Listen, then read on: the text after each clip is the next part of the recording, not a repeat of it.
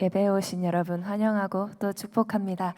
우리 이 시간 함께 예배 가운데로 나아갈 때에 하나님께서 오늘 이 예배의 시간 가운데 또 14주 한 주 가운데 우리에게 베풀어 주실 은혜 또 그 사랑을 기대하면서 나아갔으면 좋겠습니다. 때로 하나님께서 보이지 않는 것 같은 순간들이 우리 삶 속에 있을지라도 하나님 바라보면서 믿음을 가지고 주님 의지하면서 나아가는 시간 되기를 소망합니다. 우리 이 시간 같이 기도하고 예배 가운데로 나아가도록 하겠습니다. 사랑하는 아버지 하나님 감사합니다. 아버지 하나님 이번 학기 지금 이 순간까지 아버지 우리를 지켜주시고 또 보호해 주시고 인도해 주셔서 감사합니다. 하나님 우리가 이 시간 주님 바라보며 주님 앞에 예배로 나아갑니다. 사랑하는 주님 이 시간 우리를 만나 주시고 우리 심령 가운데 하나님의 말씀이 울려 퍼지는 시간이 되게 하여 주시고 아버지 하나님 우리가 전심으로 주님 찬양하며 우리의 삶의 왕이 정말 주 하나님이심을 고백하며 주님 경배하며 나아가는 이 예배의 시간 되게 하여 주옵소서. 이 모든 말씀 예수 그리스도의 이름으로 기도했습니다. 아멘. 우리 이 시간 프레이즈 팀과 함께 찬양으로 나아가도록 하겠습니다. 좋은 아침입니다. 다 같이 일어나셔서 주님을 찬양하며 나아가겠습니다.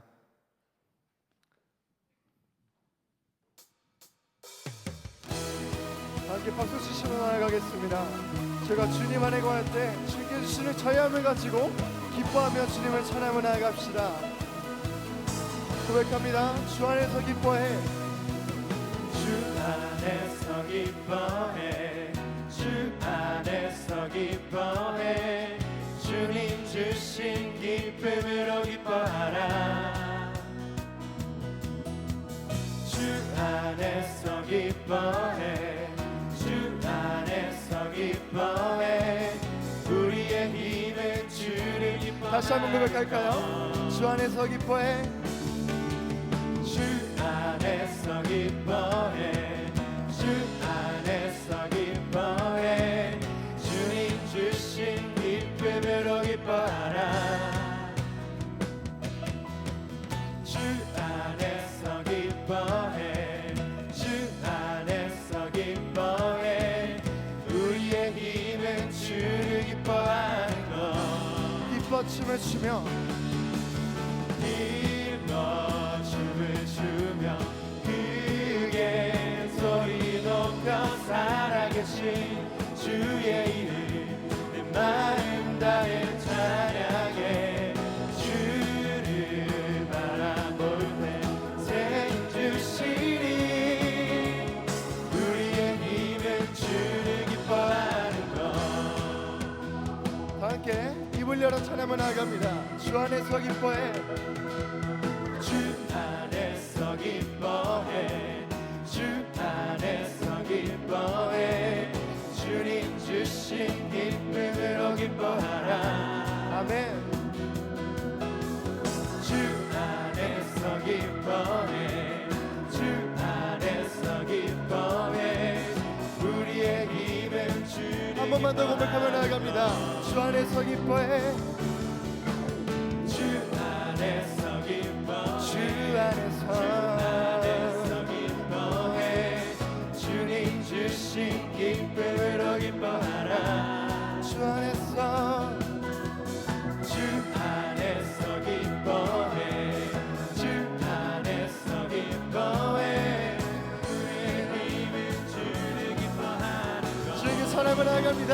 기뻐 기뻐 춤을 추며 크게 소리 높여 살아계신 주의 이름 내 마음 다해 찬양해.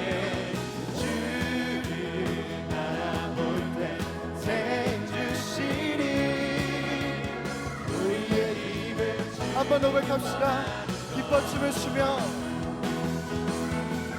기뻐 춤을 추며 크게 소리 높여 살아계신 주님의 이름을 내 마음 다하여 찬양합니다. 아멘. 찬양해. 주를 바라볼 때 새 주시니 우리의 힘을 고백합시다. 무화과 나무 마르고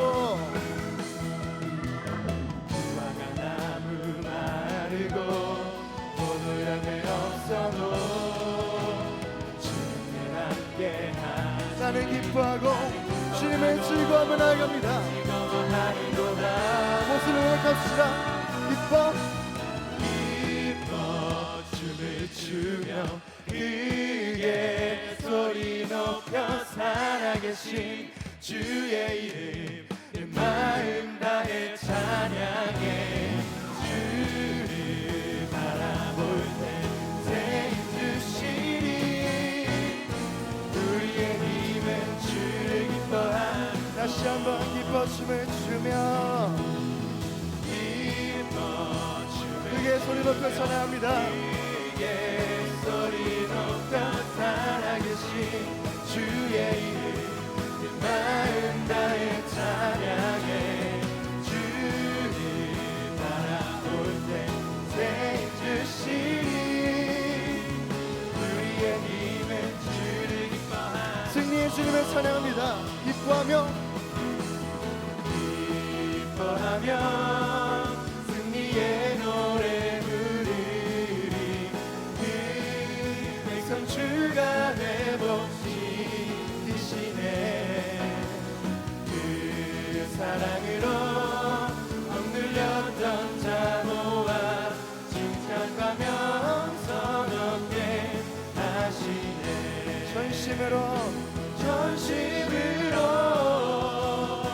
기뻐하리. 전능의 왕 함께 하시네. 기뻐 외치며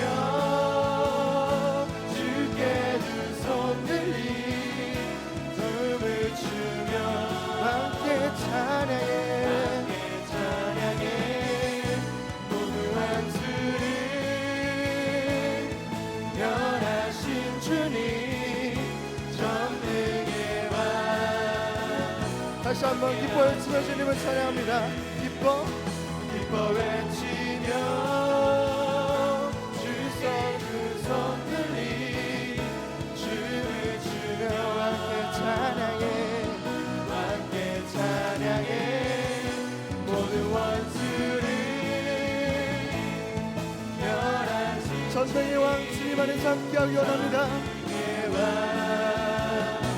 함께 다시 한번 전능의 왕 전능의 왕 함께 하시. 전능의 왕 함께 하시네. 아멘. 제가 주님 사랑 안에 거하여서 기뻐하는 주님의 왕께 경배의 박수 들고 나아갑니다. 주님 경배의 박수 주시며 나아갑시다. 네.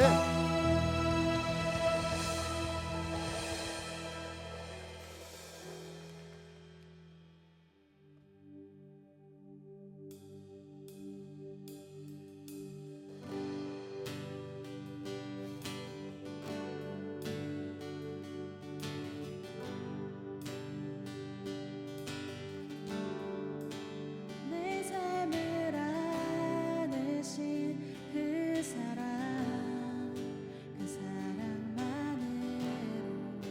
나 완전하네. 비교할 수 없는 그 사랑. 이제 다른 것들은 내게 힘없네.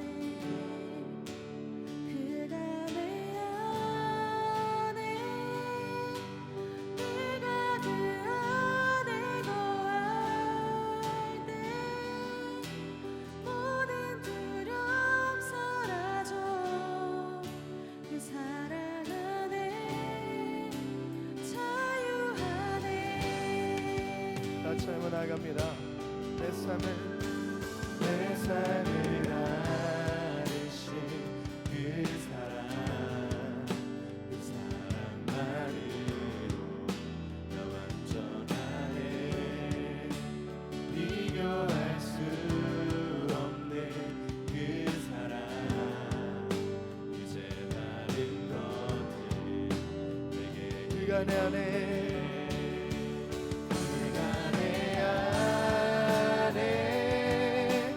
내가 그 안에 거할 때 모든 두려움 사라져.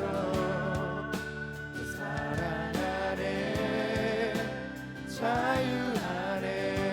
한번 그가 내 안에 그가 내 안에 내가 그 안에 거할 때 모든 두려움 사라져 그 사랑 안에 자유 안에 함께 선포하며 나갑시다. 주 사랑이 주 사랑이 나의 감싸네 나 채우네 주 사랑이 날 비추네 다시 한번 고백하며 나갑니다. 주 사랑이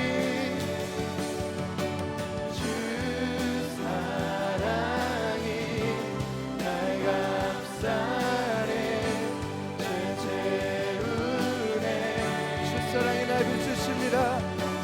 주 사랑이 날 비추 변함없네.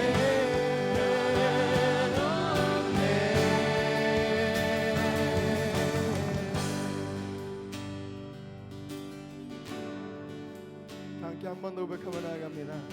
그가 내 안에 그가 내 안에 내가 그 안에 거할 때 모든 두려움 사라져 그 사랑 안에 자유 안에 다시 한번 고백합시다. 그가 내 안에 내가 그 안에 그가 내 안에 내가 그 안에 거할 때 모든 두려움 사라져 사라져 사랑 안에 자유 안에 자유 안에 다시 한번 믿음의 고백으로 나아갑니다. 그가 내 안에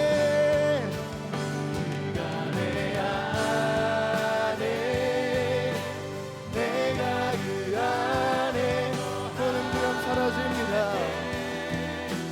모든 두려움 사라져 주님의 사랑 안에 자유 안에 저희가 되기 원합니다. 자유 믿음의 고백으로 용서하며 나아갑니다. 오직 내 안에 오직 내 안에 오직 내 속에 그리스도가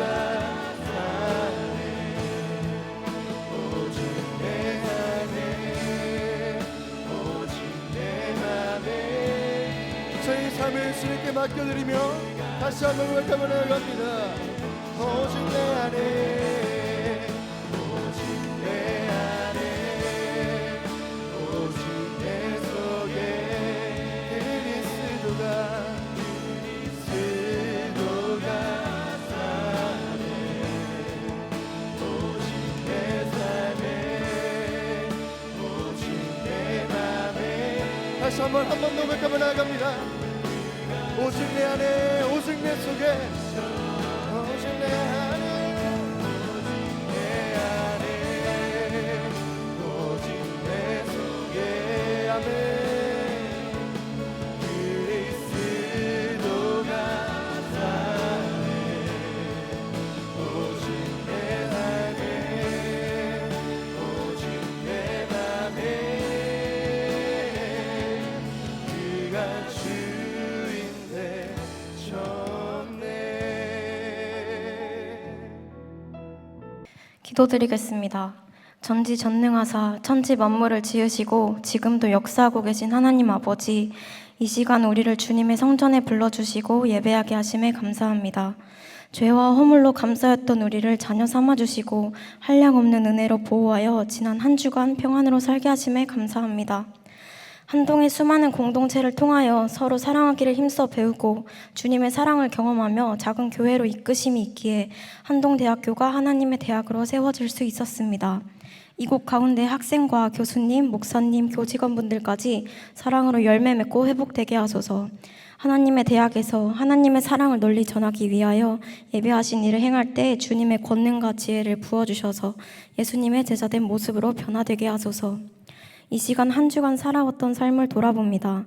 예수님을 따르겠다고 날마다 다짐하지만 학업과 바쁘다는 핑계로 기도하지 못하고 교제가 끊어지며 세상의 것들을 더욱 사랑하기에 하나님을 우선순위에 두지 못했던 죄를 고백합니다. 이 시간 우리가 회개하며 다시 하나님께 나아갈 수 있도록 기도합니다.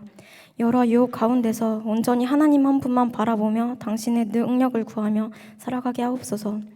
그리고 이 예배 자리 가운데 하나님을 믿지 못하는 자들을 위해 기도합니다. 하나님을 알지 못하는 자에게는 복음이 전해지고 세상적인 그리스도인으로 살아가는 자들은 다시 하나님께 돌아오길 기도합니다. 오직 주님만이 우리의 모든 필요를 아시고 채워주심을 믿사오니 주님의 통치가 우리 삶에 임재하여 주소서. 너는 내게 부르짖으라. 내가 내게 응답하겠고 내가 알지 못하는 크고 은밀한 일을 내게 보이리라. 예레미야 33장 3절 아멘. 세상의 유혹과 가치에 따라 낙심하며 불안해하는 것이 아닌 부르짖으며 응답하시겠다는 말씀 믿으며 주님 앞으로 나아가게 하소서. 실수가 없으신 하나님의 계획 속에서 나의 연약함조차 알맞은 때에 사용하실 주님을 믿기에 그분이 이끄시는 길에 순종하기를 인도하여 주소서. 이 시간 하나님을 떠나 죄악으로 물든 대한민국을 위해 기도합니다. 한국에선 자유라는 명목으로 온갖 죄악이 넘쳐나고 오직 진리이신 하나님을 부정하고 있습니다. 그러나 참 자유는 오직 성령님이 허락하시는 자유 내에서 누리는 것임을 깨닫고 진리 안에 거하게 하소서. 저희가 사탄의 유혹을 뿌리치고 세상과 구별되어 살아가기 위해 오직 말씀과 기도로 깨어있게 하시고 삶에 찾아오는 두려움과 좌절을 물리칠 수 있도록 도와주시옵소서. 또한 가난과 빼앗긴 자유 속에서 울부짖는 북한 땅을 위하여 기도합니다. 작은 목소리도 외면치 않으시는 주님 곁에서 고되고 지친 삶이 위로받게 하시고 오직 하나님의 방법으로 북한 땅에 복음이 전파될 줄 믿고 그들을 향해 계속해서 기도하게 하소서. 한국 교회를 통하여 대한민국과 세계 열방을 향한 하나님의 통치가 임하여 땅끝까지 복음이 전해지길 기도합니다. 오늘 귀한 말씀 전해주실 한은선 목사님을 축복하여 주시고 성령의 기름 부음 받아 지혜와 입술을 주관하여 주셔서 각 지체들이 주님의 음성을 듣고 인격적으로 만날 수 있는 예배자로 세워지는 권능을 허락하여 주소서. 이곳에서 드리는 예배를 통하여 몸과 마음이 회복되게 하시고 이번 주 다시 살아갈 힘을 얻도록 도와주시옵소서. 예배와 찬양을 기뻐 받아주실 하나님 한 분만 높여 올려드리며 주 예수 그리스도의 이름으로 기도드립니다. 아멘.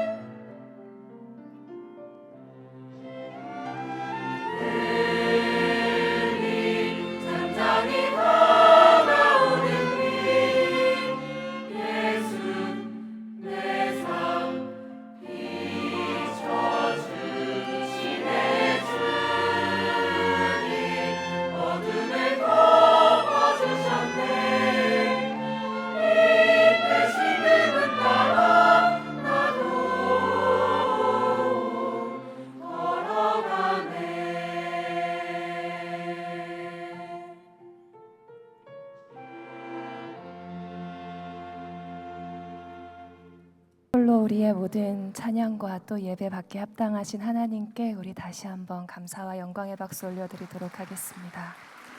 하나님 예배하고 또 찬양하고 우리의 모든 영광 받으시길 소망합니다. 우리 이 시간 서로에게 이렇게 축복의 인사를 했으면 좋겠습니다. 우리 이제 14주차 시작하는데 서로 향해서 우리 하나님만 바라보자 이렇게 인사하면서 축복했으면 좋겠습니다. 우리 하나님만 바라보자.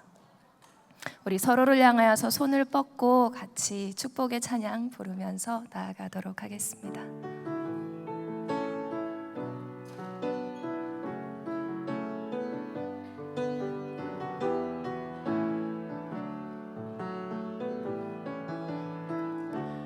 당신은 하나님의 언약 안에 있는 축복의 통로. 당신을 통하여서 열방이 주께 예배하게 돼. 가슴에 손을 얹고 한 번 더 고백해 볼까요? 우리는 하나님의 언약 안에 있는 축복의 통로. 우리를 통하여서 열방이 주께 예배하게 되리. 아멘. 그렇게 하실 주님 믿고 찬양합니다. 몇 가지 교회 소식 전해드리고 또 말씀 함께 보기를 원하는데요. 여러분 주보 뒷면 보시면서 같이 읽으시면 좋을 것 같습니다. 2번 광고 보시면요, 2024년 동계방학 공동체 아울리치 신청 안내가 있습니다. 한 대학교 내에 있는 공동체 중에서 이번 겨울에 국내 또는 해외로 아울리치를 가려고 하는 공동체가 있으시다면 여기 QR코드 통해서 여러분 꼭 신청을 해주시기 바랍니다. 이거 신청을 해주시면 저희가 아울리치 파송 예배를 통하여서 또 축복도 해드리고 또 한동대학교회를 통하여서 일정 후원도 해줄 수 있다고 하니까 한동대학교 내에 있는 공동체로서 아울리치 가게 되시는 공동체 있으시면 참고하셔서 신청해 주시기 바랍니다. 3번 광고 보시면 프레이즈 공동체 외부 사역 신청을 받고 있습니다.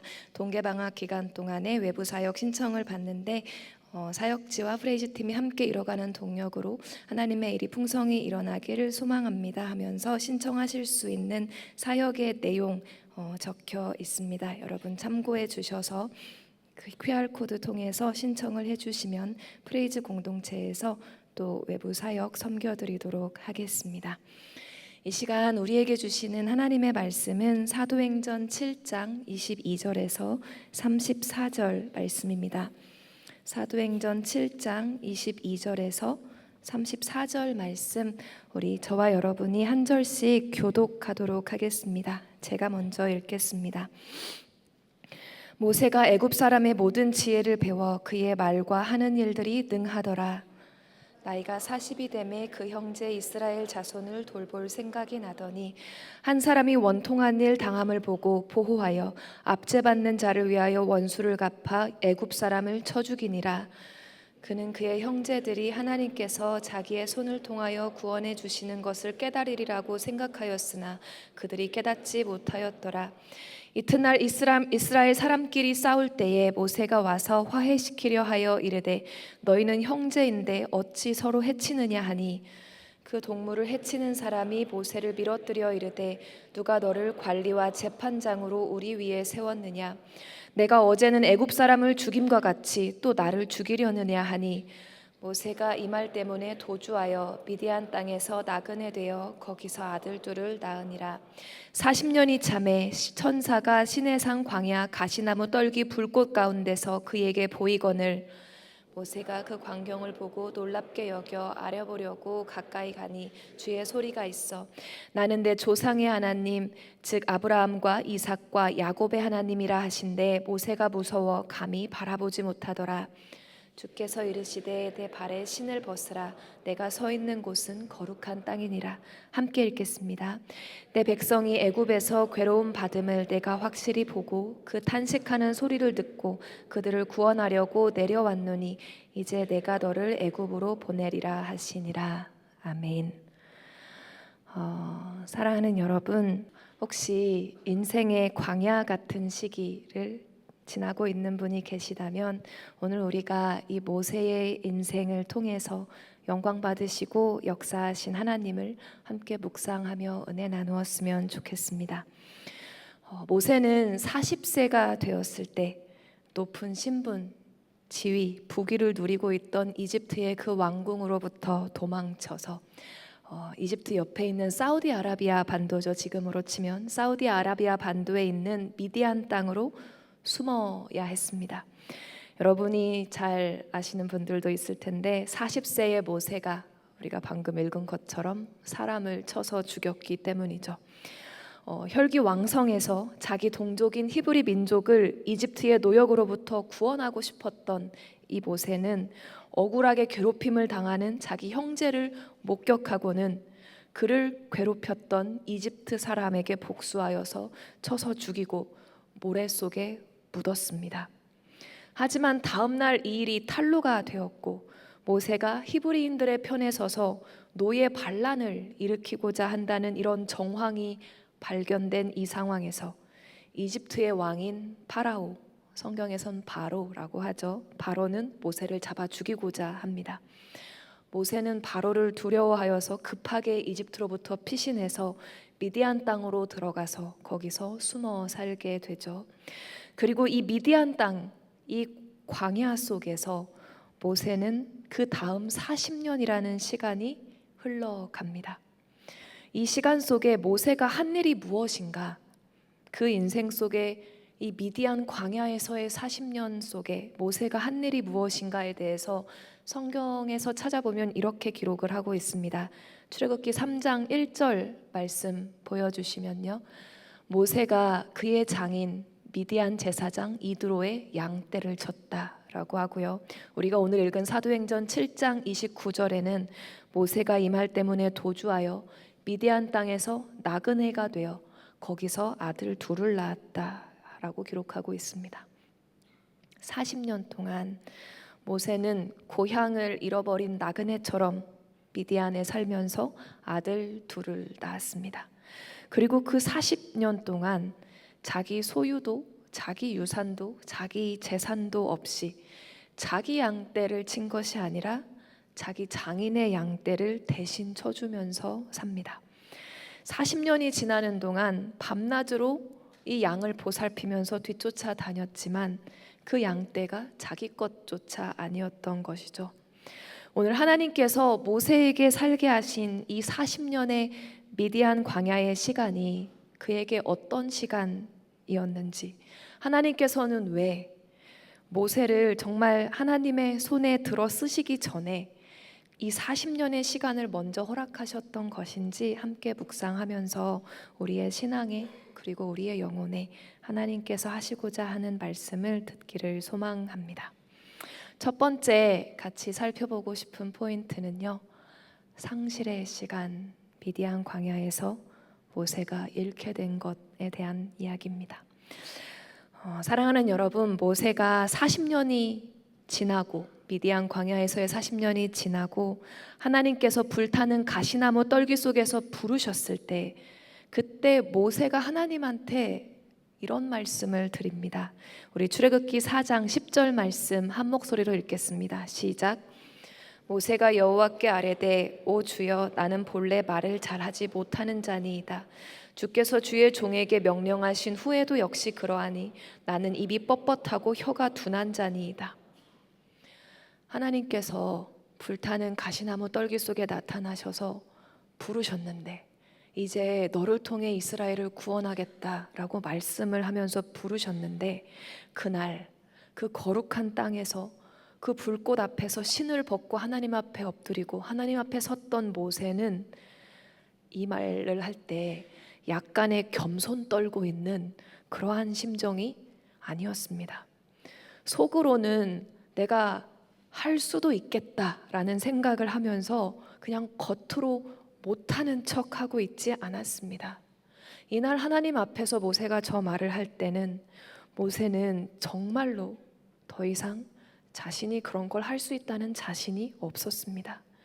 자기가 진짜로 말을 못하겠다고 생각을 했는데, 여러분 방금 읽은 저 구절 보시면 나는 본래 말을 못하는 자다라고 이야기하는 걸 볼 수가 있습니다. 모세가 얼마나 진심으로 하나님의 부르심에 가고 싶지 않아 했냐면, 하나님께서 저렇게 모세가 말을 하니까 이어서 너의 입을 지은 자가, 창조한 자가 나다. 내가 너의 입과 함께 있겠고 할 말을 너한테 다 가르쳐 주겠다. 이렇게 하시는데 모세는 또 한 번 못한다 라고 거절을 하면서 하나님께서 화를 내실 정도로 진짜로 안 하고 싶다, 이렇게 고백을 합니다. 그런데 여러분, 모세가 정말로 본래 말을 못하는 사람이었을까요? 정말로 원래부터 입이 뻣뻣하고 혀가 둔해서 말이 어눌하고 서툴러서 이게 진짜 모세의 치명적인 약점 같은 사람이었을까요? 사실 이 구절과 하나님과 지금 대화하고 있는 저 모습의 모세만 보면 아 진짠가 싶을 수도 있는데, 성경의 다른 구절에서는 모세가 사실 전혀 그렇게 말이 어눌하거나 언변에 능하지 못한 사람이었다고 말씀하고 있지 않습니다. 오늘 우리가 처음 같이 읽었던 본문 사도행전 7장에서는 모세가 원래는 어떤 사람이었는지에 대해서 이렇게 기록하고 있습니다. 사도행전 7장 22절 함께 읽겠습니다. 시작. 모세가 애굽 사람의 모든 지혜를 배워 그의 말과 하는 일들이 능하더라. 사실 모세는 이집트 왕궁에서 파라오의 손주로서, 입양된 손주로서 당대 세계 최고의 교육을 받았습니다. 그리고 분명히 성경이 증언하기를 말과 일에 모두 능했다라고 기록을 하고 있습니다. 이건 사이드인데요. 고대 역사가 플라비우스 조세푸스가 기록해 놓은 히브리 전설에 의하면 젊었던 시절의 이 모세는 굉장히 유능했고 왕궁에서 굉장한 신임을 받았을 뿐만 아니라 애굽의 군대 대장으로서 에디오피아 원정에서 대승을 거두었고 그 전쟁의 결과로 에디오피아의 공주와 결혼을 하게 되었다는 전설도 싣고 있습니다. 처음 들으시죠? 모세의 젊은 시절에 대해 저런 이야기가 있었어 싶으실 텐데, 성경 민수기 12장에 보면 굉장히 짧게 모세한테 구스인 아내, 그러니까 에디오피아 출신 아내가 있었다는 기록이 있습니다. 그래서 요세푸스가 기록해 놓은 이 전설이 역사적인 사실인지 확인할 길은 없지만 모세가 이 구스인 아내를 어떻게 얻게 되었는지에 대한 백그라운드 전설일 수도 있지 않을까라고 신학자들이 추측을 하기도 합니다. 이 전설이 사실이든 아니든 모세는 사실 본래 언변과 행사에 능했던 사람이라는 것이죠. 그런데 하나님께서는 이랬던 모세를 낯선 땅 미디안 광야로 몰아내어서 그곳으로 인도를 하셨던 것입니다.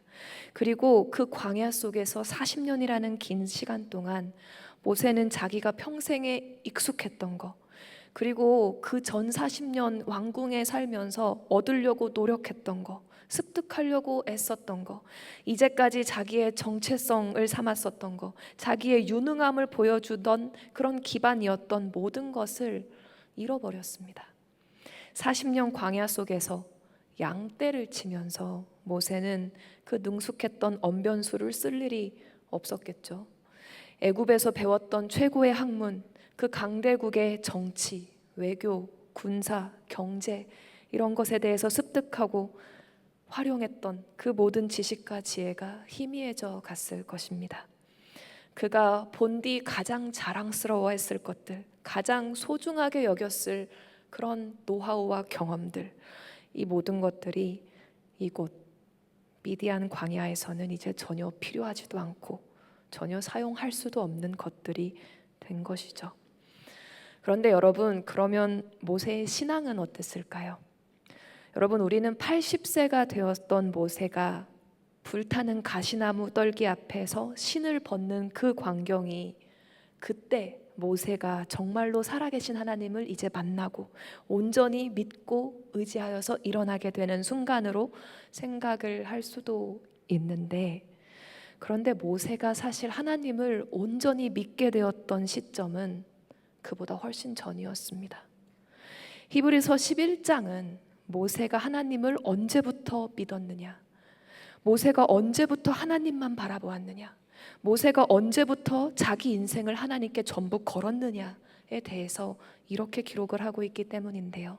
히브리서 11장 우리 함께 읽겠습니다. 시작.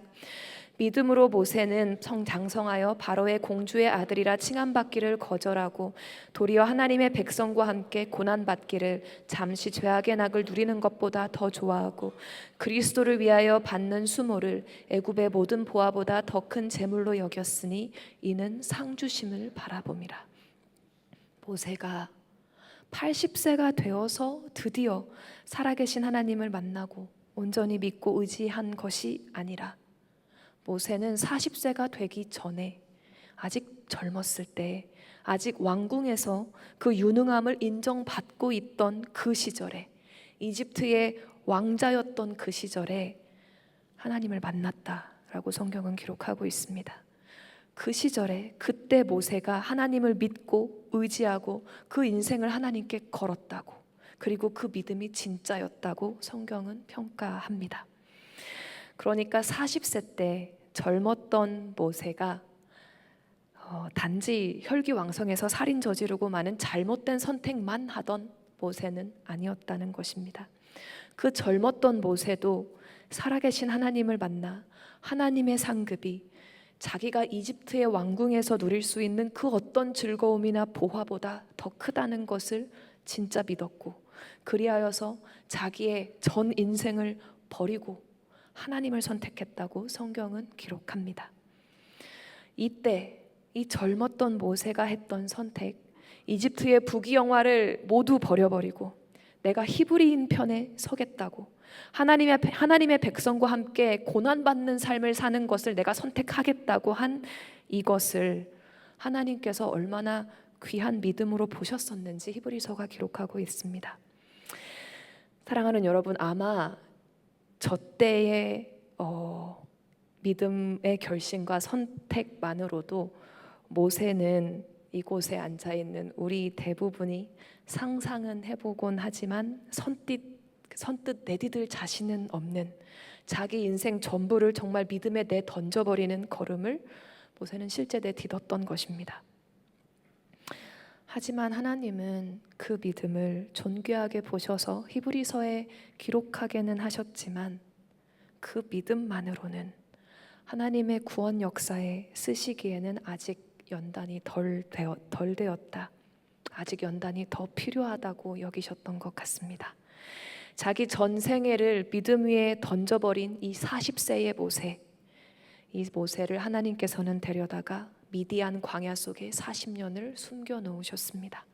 그리고 그곳에서 모세는 세상적인 자신감을 모두 잃었을 뿐만 아니라 하나님의 약속에 대한 소망, 하나님의 구원에 대한 기대, 하나님이 자신을 써주실 것이라는 신앙의 자신감마저 다 잃어버리게 됩니다.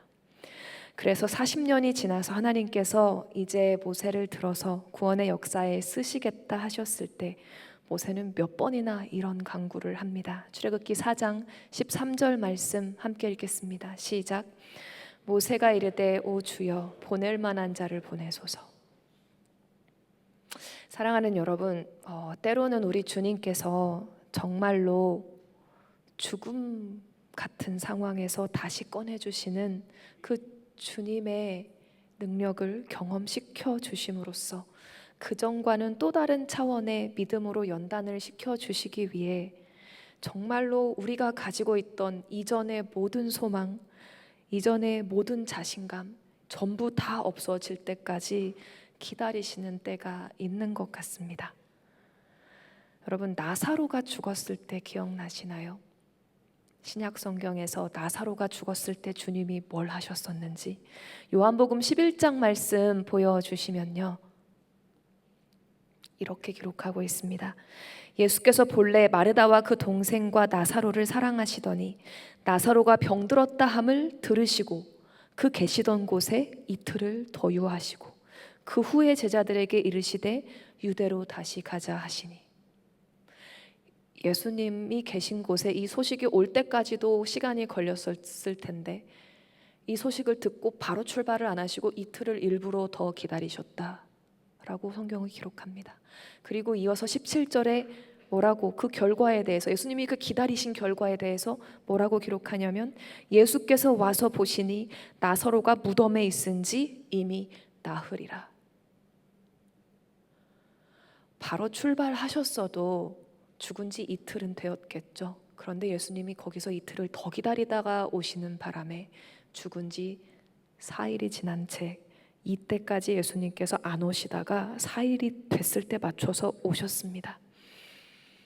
그 결과 39, 40절에 보시면 그 누이 마르다 그리고 마리아의 심정과 그 상황에 대해서 이렇게 기록합니다. 예수께서 이르시되 돌을 옮겨 놓으라 하시니 그 죽은 자의 누이 마르다가 이르되 주여 죽은 지가 나흘이 되었음에 벌써 냄새가 나나이다. 시체가 부패했습니다. 인제사 오시면 뭘 하실 수 있나, 이런 뜻이죠. 예수께서 이르시되 내 말이 내가 믿으면 하나님의 영광을 보리라 하지 아니하였느냐 하시니, 나사로가 병들었다는 그 소식 들으시고도 일부러 더 기다리셔서 죽은 지 나흘이 된 날에야 예수님께서 현장에 오셨습니다.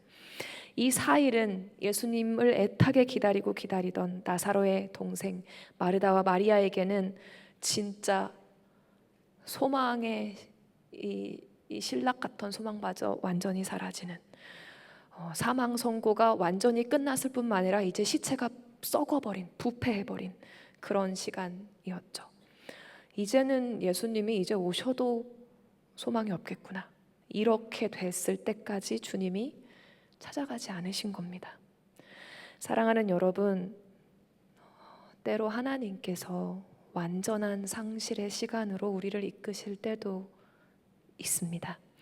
내가 중요하다고 여겼던 거, 내가 자랑스럽다고 생각했던 거, 내게 소중하다고 여겨졌던 것을 완전히 잃어버리는 모세의 40년 미디안 광야와도 같은 시간입니다. 세상적 자신감뿐만이 아니라 신앙의 자신감까지, 내가 붙들었던 믿음에 대한 자신감, 내가 가지고 있었다고 생각했던 하나님의 소망에 대한 자신감, 주님께서 와주실 것이라는 그 기대에 대한 자신감까지도 다 사그러들 때까지 우리 주님이 기다리실 때가 있는 것 같습니다. 그런 광야 속에 있는 분이 혹시 여기 계시다면, 사랑하는 여러분, 이 시기가 하나님의 손안에 있음을 말씀드리고 싶습니다. 여러분 혼자가 아님을 알려드리고 싶습니다. 이 상실의 광야가 아니면 가르쳐 주실 수 없는 것이 있기 때문에, 경험시켜 주실 수 없는 것이 있기 때문에 하나님께서 모세를 이 광야 속에 40년이나 두셨던 것처럼 예수님께서 마르다와 마리아를 나흘 동안이나 그 오라비의 죽음과 시체의 부패까지 겪게 하신 것처럼, 여러분 하나님께서 결코 실수로 또는 여러분을 잊어버리셔서 이 시기를 허락하고 계신 것이 아님을 사랑하는 여러분 믿으시기를 소망합니다. 두 번째 포인트입니다. 거절을 버텨내는 시간인데요. 40년이 지나 하나님께서 모세를 부르셨을 때 모세가 하나님한테 나를 보내지 말아달라 이렇게 간청을 드렸던 이유는 단지 내가 말을 못하는 사람이 되었다, 자신의 능력에 자신이 없다, 이것뿐만이 아니었습니다. 모세가 하나님께 자기를 다시 이스라엘 민족 앞에 세우지 말아달라라고 간청했던 이유는 모세가 이스라엘이 자기를 믿지도 따르지도 인정해주지도 않을 것이라고 생각했기 때문이었습니다. 모세가 하나님께 이런 고백을 합니다. 출애굽기 4장 1절 말씀 우리 함께 읽겠습니다. 시작. 모세가 대답하여 이르되 그러나 그들이 나를 믿지 아니하며 내 말을 듣지 아니하고 이르기를 여호와께서 내게 나타나지 아니하셨다 하리이다. 여러분, 이 4장 1절인데 바로 전에 3장 마지막 부분에 하나님께서 모세한테 이 말씀을 하셨어요. 가서 장로들을 모으고 말해라. 그들이 너의 말을 들을 것이다 라고 바로 3장 끝부분에 하나님께서 그렇게 말씀을 해주셨습니다. 그런데 그 말을 들은 모세가 곧바로 이런 대답을 합니다. 하나님의 말씀을 정면으로 반박을 하고 있습니다. 아니요, 하나님. 하나님은 지금 방금 그들이 내 말을 들어줄 거라고 나한테 말씀하셨는데 아니요, 안 들을 겁니다. 안 믿을 겁니다. 그들은 제가 진짜 하나님 배웠다는 거 완전히 부인할 겁니다. 그들은 저를 절대 따라주지 않을 겁니다. 이렇게 반박을 합니다. 여러분, 이게 하나님께서 이 부르시는 이 감동적인 순간에 상식적인 대답입니까? 하나님께서 방금 그들이 너의 말을 듣게 해줄 것이다 이렇게 말씀을 했으면 우리의 상식적이고 정상적인 반응은 아, 그렇구나. 하나님께서 나를 통해 역사하시려나 보다. 너무 설렌다, 떨린다. 뭐 이 정도로 반응을 해야 사실 정상입니다. 그런데 모세의 대답은 정말 적극적으로 하나님을 반박하고 나섭니다. 절대 아닙니다. 내 말 안 들을 겁니다, 하나님. 나 안 믿어줄 겁니다. 제가 하는 말 그들은 다 거짓말이라고 할 겁니다. 주님, 그러니까 전 못 가겠습니다. 이렇게 대답을 합니다. 모세가 왜 이렇게까지 반응을 하고 있는 걸까요? 모세는 사실 이미 40년 전에 이스라엘 사람들에게 거절당했던 적이 있었습니다. 모세가 그 젊은 열정으로 자기 인생을 다 걸고 히브리인들을 도와주려고 했던 그때, 그가 잘못하면 발각되면 반역죄로 죽을 수도 있다는 걸 알고도 히브리인 편을 들어서 억울하게 당하고 있는 히브리인을 보호하면서 이집트인을 쳐 죽였는데, 그 당시 히브리인들은 모세에게 전혀 고마워하지 않았을 뿐만 아니라 모세가 저지른 그 일을 숨겨주지도 않았고 탄로나게 만들었습니다. 당시 히브리인들은 모세의 리더십을 거부하고 그를 품어주지도 않았고, 모세가 자기를 위해서 자기 전 인생을 걸고 저질러준 그 일을 숨겨주지도 않았던 탓에 그때 모세는 노예 반란을 주동하려는 역적으로 몰리는 위기 속에서 이집트 밖으로 급하게 도망칠 수밖에 없었던 상황에 내몰렸던 것이죠.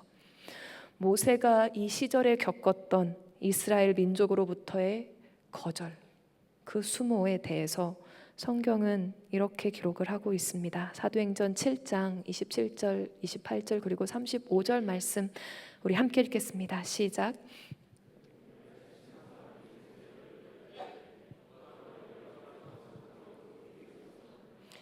어제는 애굽 사람을 죽인과 같이 또 나를 죽이려느냐 하니 그들의 말이 누가 너를 관리와 재판장으로 세웠느냐 하며 거절하던 그 모세를 하나님은 가시나무 떨기 가운데서 보이던 천사의 손으로 관리와 속량하는 자로서 보내셨으니.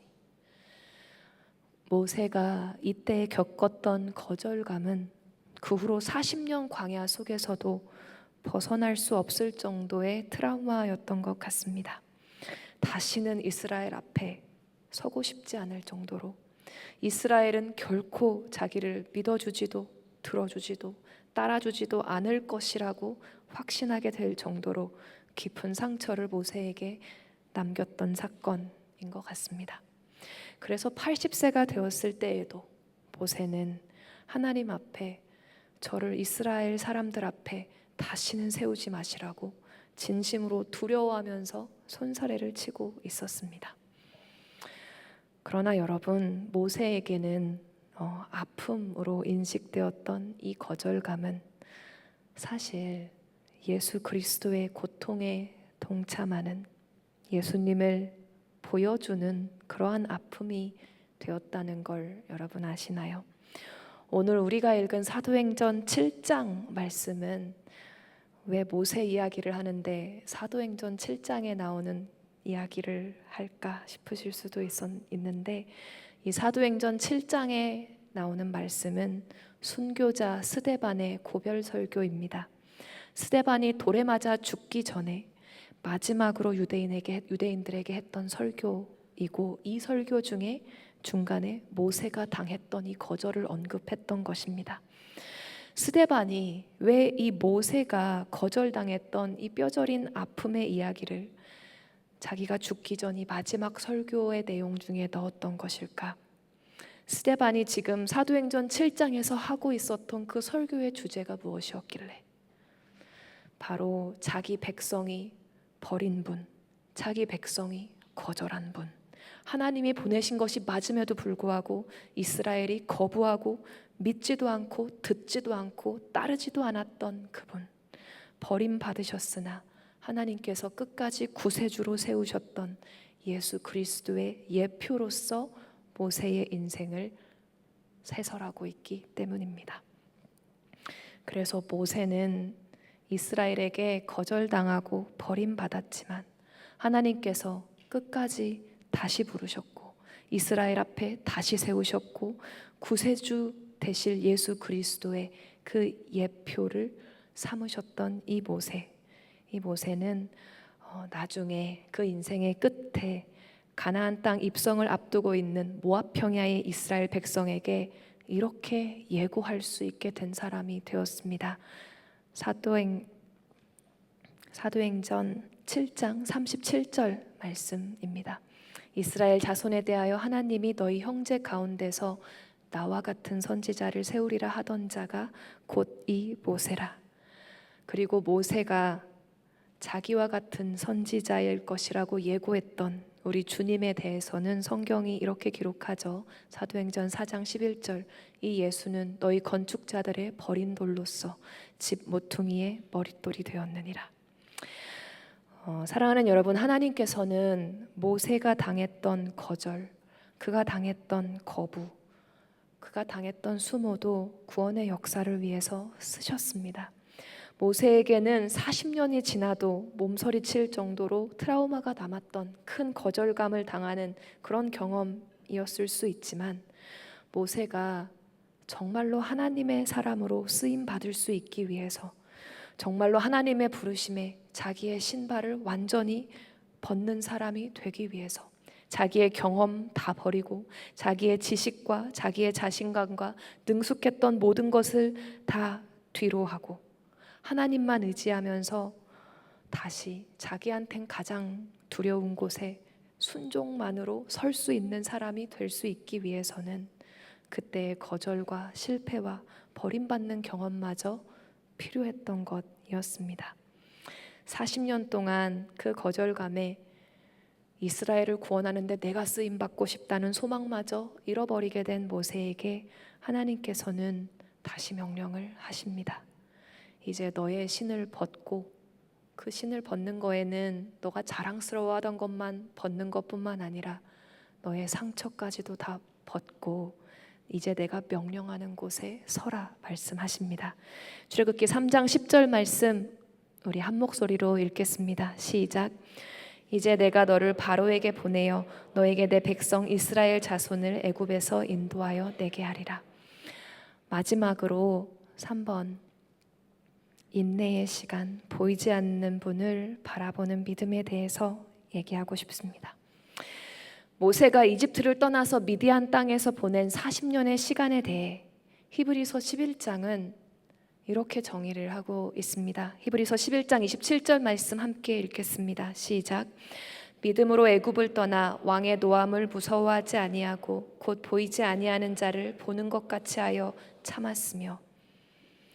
성경은 모세가 미디안에서 지낸 이 40년, 장인의 양떼를 돌보고 아들 둘을 낳으며 살았던 것 외에는 다른 행동을 기록하고 있지는 않지만, 이 시간에 모세의 시선이 이 시간 내내 누구를 향하고 누구를 기다리고 있었는지는 기록을 해주고 있습니다. 모세가 보이지 아니하는 자를 보는 것 같이 하여 참았다, 인내했다, 기다렸다 라는 표현을 쓰고 있습니다. 보이지 아니하시는 분, 분명 자기를 부르셨는데, 자기에게 인생을 걸고 따르게 만드셨는데, 이제 보이지 않지만 살아계신 하나님을 모세는 광야 속에서 기다리고 기다리면서 그 깊은 인생의 밤의 시간, 그 인내의 시간을 보냈습니다. 여러분, 이 시간 동안 모세 곁에 그의 믿음을 붙잡아 줄 만한 사람은 없었던 것 같습니다. 그의 장인어른은 미디안의 제사장이었다라고 성경은 기록하고 있습니다. 그런데 미디안의 제사장이 하나님을 섬기는 제사장이었냐? 그럴 리는 없는 것이, 여러분, 나중에 모세가 자기 아내 십보라와 다투는 장면을 보면요, 십보라가 어떤 포인트로 모세와 다투냐면, 모세와 결혼한 후에 줄곧 하나님의 언약 백성이라는 표시인 할례를 아들들에게 해주는 것을 십보라가 거부해왔던 것으로 드러납니다. 즉, 십보라는, 모세의 아내였던 십보라는 하나님을 믿지 않았던 것이죠. 그리고 자기 가족이, 자기 아들들이 하나님의 언약 백성이 되는 것에 관심이 없었던 여자였습니다. 남편인 모세가 믿는 하나님을 내가 함께 믿고 그분의 언약 백성으로서 내 가족을 부양하리라, 이런 걸 거부하고 있었던 것으로 보여집니다. 그렇다면 십보라가 따르던 것은 무엇이었을까? 자기 아버지의 우상들이었겠죠. 원래 자기 아버지의 가족에서 배웠던 이방의 신앙들이었겠죠. 그리고 그 아버지 모세의 장인어른은 심지어 제사장이었다. 하나님의 제사장이 아니라면 우상들의 제사장이었겠죠. 모세가 미디안에서 40년을 사는 동안 그는 우상을 섬기는 제사장 집안 속에서 그런 장인과 그런 아내와 가족들 사이에서 거했던 것입니다. 모세의 영적인 고립은 굉장히 심했을 것 같습니다. 영적으로 모세는 참 외롭고 누구도 그의 곁에서 그가 하나님을 믿고 의지하고 바라볼 수 있도록 도와주거나 격려해주는 그런 상황이 아니었던 것 같습니다. 그런데 그 속에서 모세가 버텨냅니다. 비록 이 40년의 시간, 열정, 자신감, 경험, 계획, 의지, 이런 것은 다 상실되어가는 40년의 세월이었지만, 성경은 그에게 남은 한 가지가 있었다면 그가 보이지 않는 분을 보는 것처럼 바라보고 있었다라고 기록합니다. 지금 보이지 않으시는 그 하나님을 바라보며 모세는 자기 인생의 다른 모든 것은 다 없어져도 되고, 자기가 이 미디안의 40년 동안 도대체 뭘 배우고 있는 것인지 모르겠는 그런 시기를 지내도 됨을 믿었습니다. 하나님이 그 가슴 속에 처음 꿈꾸게 했던 그 약속의 성취가 내가 상상했던 것과는 완전히 달라도 주님의 시야와 주님의 때와 주님의 구원이 나의 생각과 열정과 계획보다 완전하시고 의로우시고 더 선하심을 믿고 기다리는 시간이었던 것이죠. 사랑하는 여러분, 40년 미디안 광야 속에서 모세는 잘 나가던 시절 배웠던 언변을 잃었습니다. 알았던 것들 다 잃었고 계획도 잃었고 심지어 자기가 하나님께 쓰임 받을 사람이라는 소망조차 잃었습니다. 그가 생각했던 이스라엘의 구원에 필요한 것은 정치력, 외교력, 군사력, 뛰어난 지혜와 지식, 이런 것, 그가 생각했던 구원, 이건 전부 다 멀고 희미해져 갔습니다. 그런데 여러분, 반대로 하나님만 바라보고 있는 모세에게 40년 동안 하나님께서 가르치신 것은 장인의 양떼를 밤낮으로 돌보면서 도무지 쓸모없는 것 같은 스킬들을 가르치십니다. 광야 속에서 하루를 사는 방법, 광야의 밤을 지내는 방법, 광야 속에서 양떼와 가축 같은 것을 키우는 방법. 모세의 생각에는 이스라엘을 이집트로부터 구출해내는 이스라엘의 구원과 아무 상관없는 것 같은, 쓸모없는 것 같은 것들을 하나님은 모세에게 가르치셨습니다. 사랑하는 여러분, 지금 내가 배우게 되는 것이 무슨 의미가 있을까?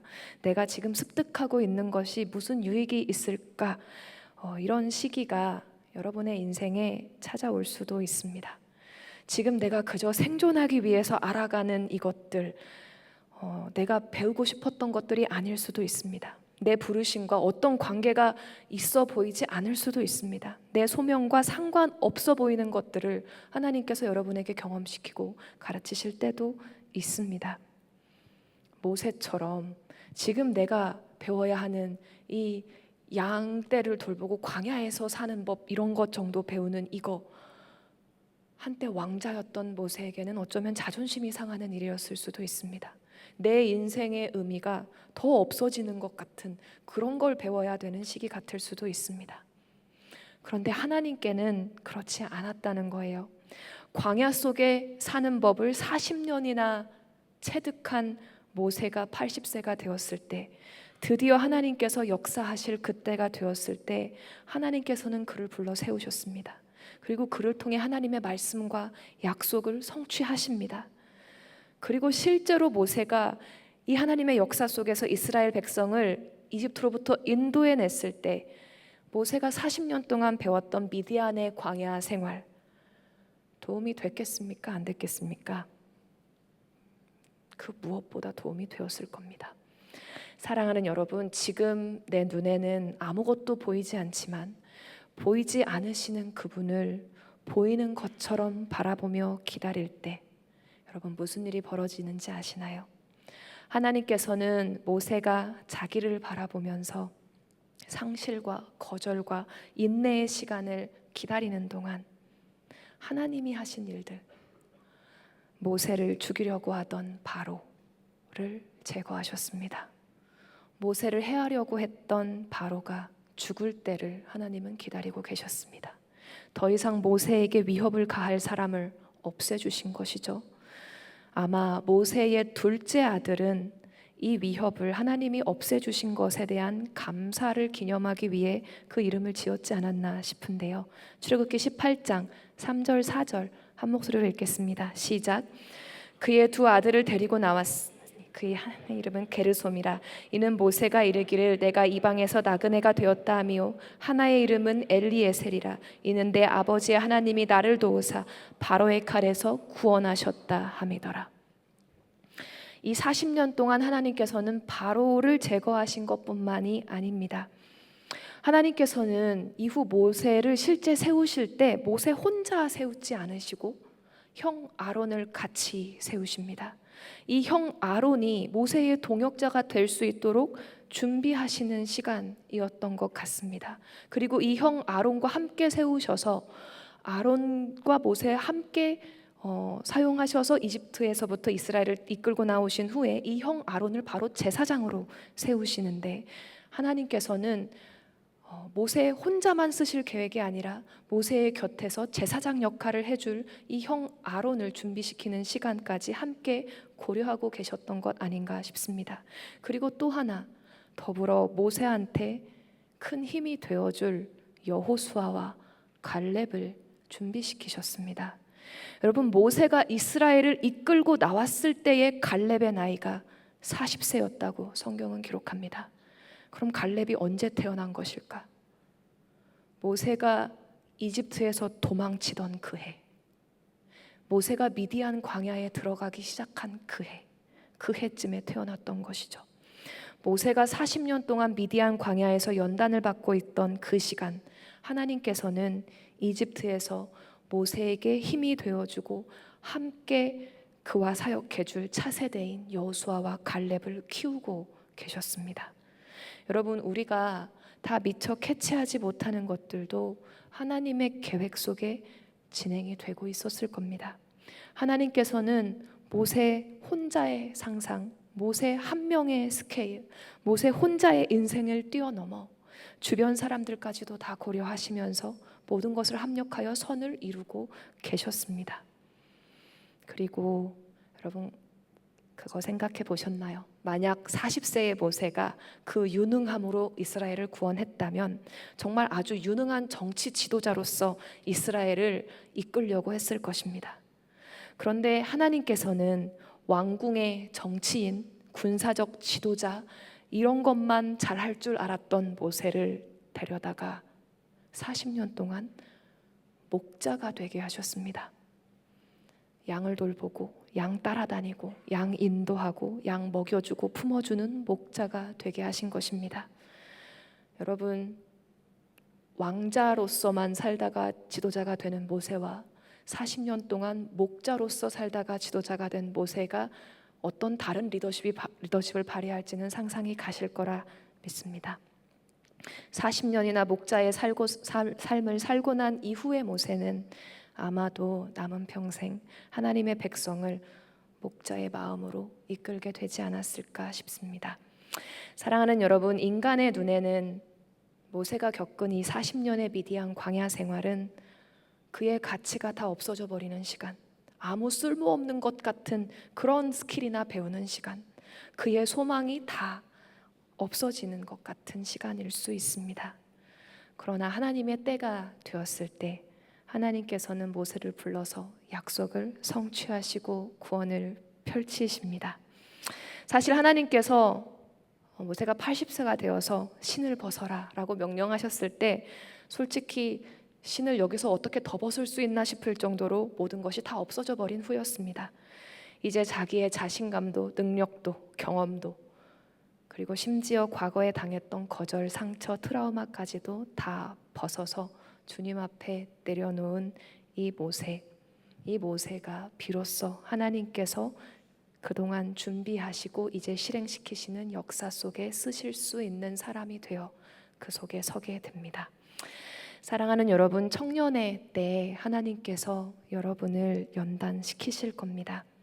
여러분, 모세처럼 이 중에는 여러분의 인생을 하나님께 바치라 하시는 분들도 있을 겁니다. 하지만 하나님께 인생을 바치겠다는 열정만으로는 안 된다고, 아직 그 믿음은 연단이 필요하다고 여러분 광야로 내모시는 분들도 이 중에 있을 겁니다. 여러분, 그 광야는 모세가 겪은 것처럼 상실감, 거절감, 외로움, 아무것도 보이지 않는 막막함으로 가득 찬 곳일 수 있습니다. 하지만 모세가 했던 한 가지, 보이지 않는 그분을 끝까지 보이는 것처럼 바라보십시오. 마침내 하나님께서 하나님의 때에 여러분 반드시 쓰실 것입니다. 하나님이 하신 그 말씀, 그 약속은 하나님이 반드시 성취하실 것입니다. 우리 이 시간 함께 기도하시겠습니다.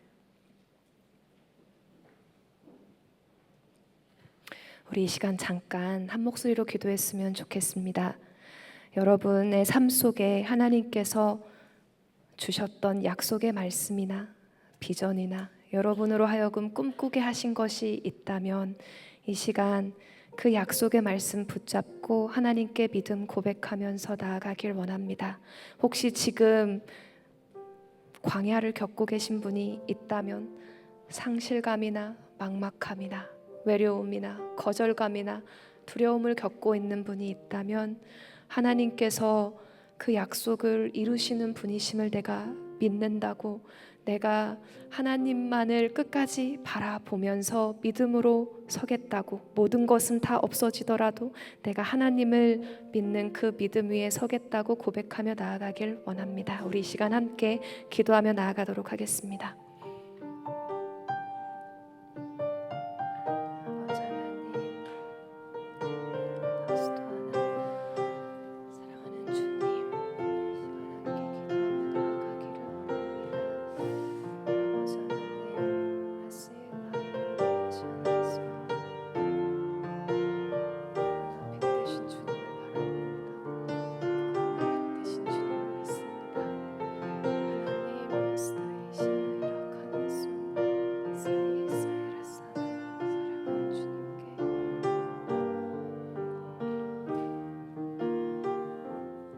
사랑하는 주님, 사랑하는 아버지 하나님, 하나님 보시기에 우리가 잃어버려야 할 것이 있다면, 우리가 내려놓아야 할 것이 있다면, 우리가 상실해야 할 것이 있다면 주님 가져가십시오.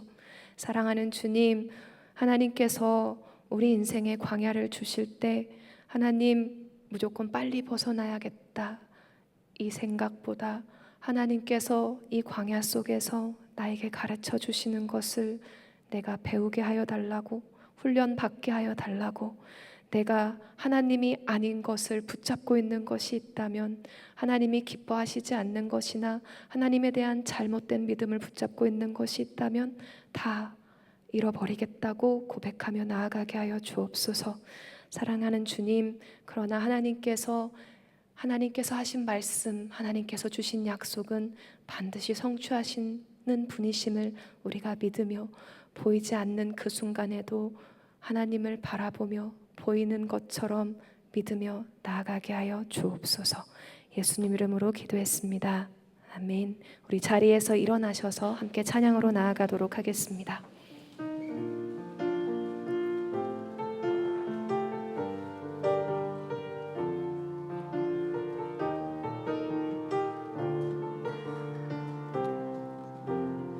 나의 평생에 평생에 가장 복된 일은 내가 예수님을 만난 것이라. 나의 평생에 가장 잘한 일은 내가 예수님을 주로 섬긴 것이라. 이 세상 살 동안 세상 살 동안 내가 걷는 길이 때론 험하여서 넘어질 때도 주의 강한 손이 나를 붙드시니 나는 예수님만 주로 섬기며 살리. 나는 주를 섬기는 것에 나는 주를 섬기는 것에 후회가 없습니다. 내가 걸어온 모든 시간 다 주의 은혜니, 내가 걸어간 모든 날도 주만 섬기며 살리. 오직 예수 이름 부르며 살아가리라. 이것이 나의 간증이요, 이것이 나의 찬송일세. 나 사는 동안 끊임없이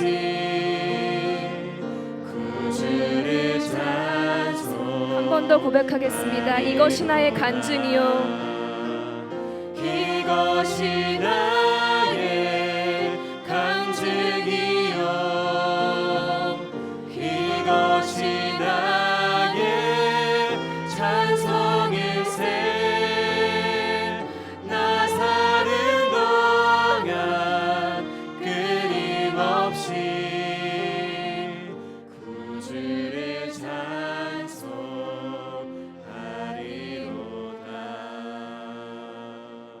기도하시겠습니다. 사랑의 아버지 하나님, 감사합니다. 아버지 하나님, 이 시간 아버지 저희가 주님 앞에 나와 하나님 찬양하고 하나님께 기도하며 주의 말씀에 귀 기울일 수 있게 하여 주셔서 감사합니다. 하나님, 이곳에서 우리가 묵상한 이 말씀이 오늘 이 시간 듣고 잊혀지는 것이 아니라 우리가 한 주를 살아가며 또 아버지 하나님, 우리가 신앙의 길을 걸어가는 동안 하나님께서 우리에게 해주시는 말씀으로써 우리가 기억하고 주님을 더욱 힘있게 의지하고 바라볼 수 있게 해주는 주님 영의 양식이 되게 하여 주시옵소서. 아버지 하나님, 이 시간 하나님께서 우리에게 축복하여 주셔서 우리가 주님께 드린 헌금을 위해서 기도합니다. 아버지 하나님, 우리의 인생의 모든 것 아버지 주님의 은혜임을 고백합니다. 주님께서 부어주신 그 큰 은혜들 중에 작은 일부 떼어서 우리가 주님께 봉헌하였습니다. 아버지 하나님, 주님 받아주셔서 아버지 이 물질이 이르는 곳마다 하나님의 사랑, 하나님의 복음이 전파되기 위하여 쓰임받게 하여 주시옵소서.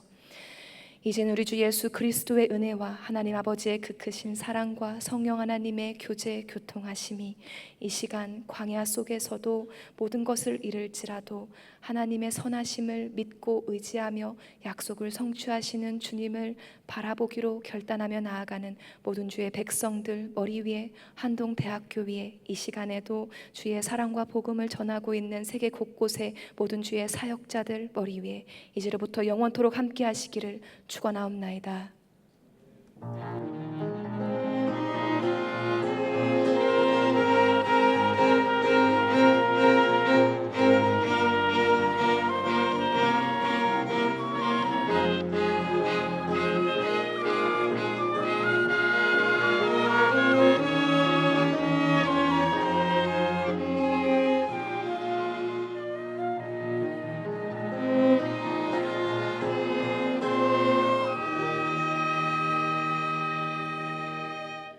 예배를 모두 마쳤습니다. 가셔서 승리하는 한 주 되시기를 소망합니다.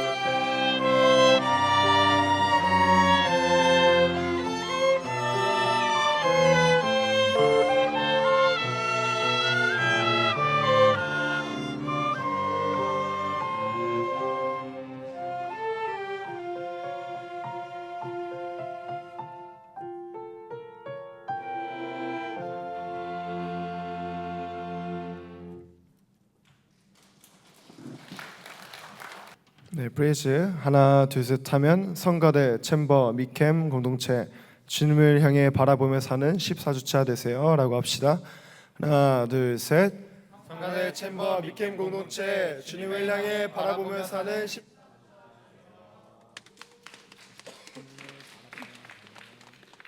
네, 저희 하나 둘 셋 하면 프레이즈 위켄 공동체 하나님의 부르심을 믿고 따르는 14주차 되세요 라고 하겠습니다. 하나 둘 셋.